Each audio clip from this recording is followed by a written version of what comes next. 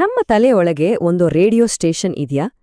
ದಿನದ 24 ಗಂಟೆ non stop ಆಗಿ ಮಾತಾಡ್ತಾನೇ ಇರುತ್ತೆ, ಅದು ಯಾವುದೇ ಆಡ್ ಬ್ರೇಕ್ ಇಲ್ದೆ. ಸರಿ, ಇವತ್ತು ನಾವು ಆ ನಿಲ್ದೇ ಮಾತಾಡೋ ಧ್ವನಿಯ ಬಗ್ಗೆ, ಅಂದ್ರೆ ನಮ್ಮ ತಲೆಯೊಳಗಿನ ಆ ಪರ್ಮನೆಂಟ್ ರೇಡಿಯೋ ಜಾಕಿಯನ್ನ ಸ್ವಲ್ಪ ಸೈಲೆಂಟ್ ಮಾಡೋದು ಹೇಗೆ ಅಂತ ನೋಡೋಣ. ಓಕೆ, ಒಂದು quick vibe check. Vibe queen ಇಂದ ಡಂಪ್ಸ್ಟರ್ ಫೈರ್ ಸ್ಕೇಲ್ನಲ್ಲಿ ನಮ್ಮ ಬ್ರೈನ್ ಇವತ್ತು ಎಲ್ಲಿದೆ?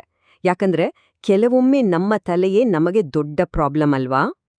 ಸರಿ, ಸೆಕ್ಷನ್ 1, ನಮ್ಮ ಬ್ರೈನ್ನಲ್ಲಿರೋ ಆ ಕಿರ್ಕ್ ರೂಮ್ಮೇಟ್. ಹೌದು, ನಮ್ಮ ತಲೆಯಲ್ಲಿ ಒಬ್ಬ ಫ್ರೀ ಲೋಡರ್ ಇದ್ದಾನೆ.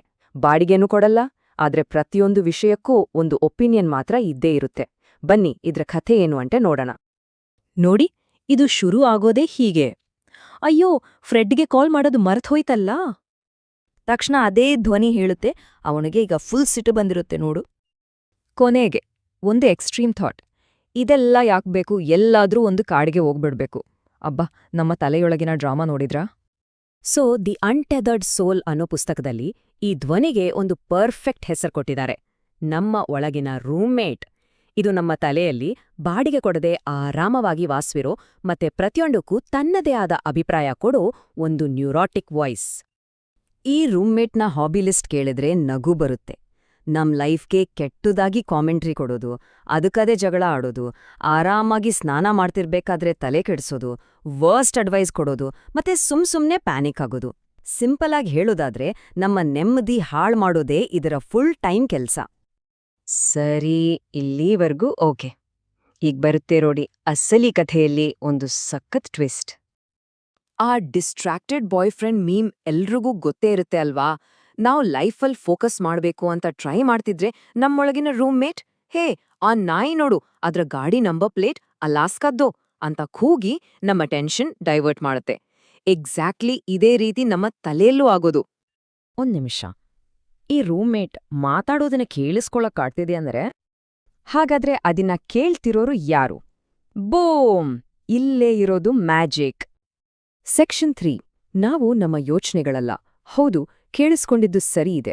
ನಾವು ಆ ತಲೆಯಲ್ಲಿ ಕೂಗಾಡೋ ವಾಯ್ಸ್ ಅಲ್ಲ, ಬದಲಿಗೆ ಆ ವಾಯ್ಸನ್ನ ಗಮನಿಸ್ತಿರೋ ಸೈಲೆಂಟ್ ಆಡಿಯನ್ಸ್ ಅಷ್ಟೇ. ಈ ಡಿಫ್ರೆನ್ಸ್ ನೋಡಿ. ಆ ರೂಮ್ಮೇಟ್ ಅಂದ್ರೆ ಆ ವಾಯ್ಸ್ ಯಾವಾಗ್ಲೂ ಮಾತಾಡುತ್ತೆ, ಟೆನ್ಷನ್ ಆಗುತ್ತೆ, ಪ್ರಾಬ್ಲಮ್ ಕ್ರಿಯೇಟ್ ಮಾಡುತ್ತೆ. ಆದ್ರೆ ನಾವು ಅಂದ್ರೆ ಆ ಸಾಕ್ಷಿ ಯಾವಾಗ್ಲೂ ಸೈಲೆಂಟ್ ಆಗಿ ಶಾಂತವಾಗಿ ಎಲ್ಲವನ್ನೂ ಗಮನಿಸ್ತಿರ್ತೀವಿ. ಸಿಂಪಲ್ ಆಗಿ ಹೇಳ್ಬೇಕು ಅಂದ್ರೆ ಅದು ಮಾತಾಡೋ ರೇಡಿಯೋ, ನಾವು ಅದನ್ನ ಕೇಳೋರು. ಸರಿ, ಈಗ ಬಂತು ನೋಡಿ, ಸ್ಕ್ರೀನ್ಶಾಟ್ ಮಾಡಿ ಇನ್ಸ್ಟಾ ಸ್ಟೋರಿ ಹಾಕೋಕೆ ಒಂದು ಮಾತು.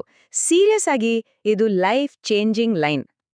ನಿಜವಾದ ಬೆಳವಣಿಗೆಗೆ ಇದಕ್ಕಿಂತ ಮುಖ್ಯವಾದದ್ದು ಬೇರೇನೂ ಇಲ್ಲ. ನಾವು ಮನಸ್ಸಿನ ಧ್ವನಿ ಅಲ್ಲ, ನಾವು ಅದನ್ನು ಕೇಳುವವರು ಎಂಬುದನ್ನು ಅರಿತುಕೊಳ್ಳುವುದು. Michael a singer. Section 5, 3 step chill out plan. Okay, ಇದೆಲ್ಲ ಕೇಳೋಕ್ ಚೆನ್ನಾಗಿದೆ, ಬಟ್ ಪ್ರಾಕ್ಟಿಕಲ್ ಆಗಿ ಮಾಡೋದು ಹೇಗೆ? ಇಲ್ಲಿದೆ ಒಂದು super simple game plan. Step 1, ಗದ್ದಲವನ್ನು ಗಮನಿಸಿ. ಜಸ್ಟ್ ನೋಟಿಸ್ ಮಾಡಿ, ಜಡ್ಜ್ ಮಾಡೋದು ಬೇಡ. ನಮ್ಮ ರೂಮ್ಮೇಟ್ ಏನ್ ಬಡಬಡಾಯಿಸ್ತಿದ್ದಾನೆ ಅಂತ ಸುಮ್ನೆ ಕೇಳಿಸ್ಕೊಳ್ಳಿ. ಸ್ಟೆಪ್ 2, ಅದಕ್ಕೊಂದು ಹೆಸರು ಕೊಡಿ.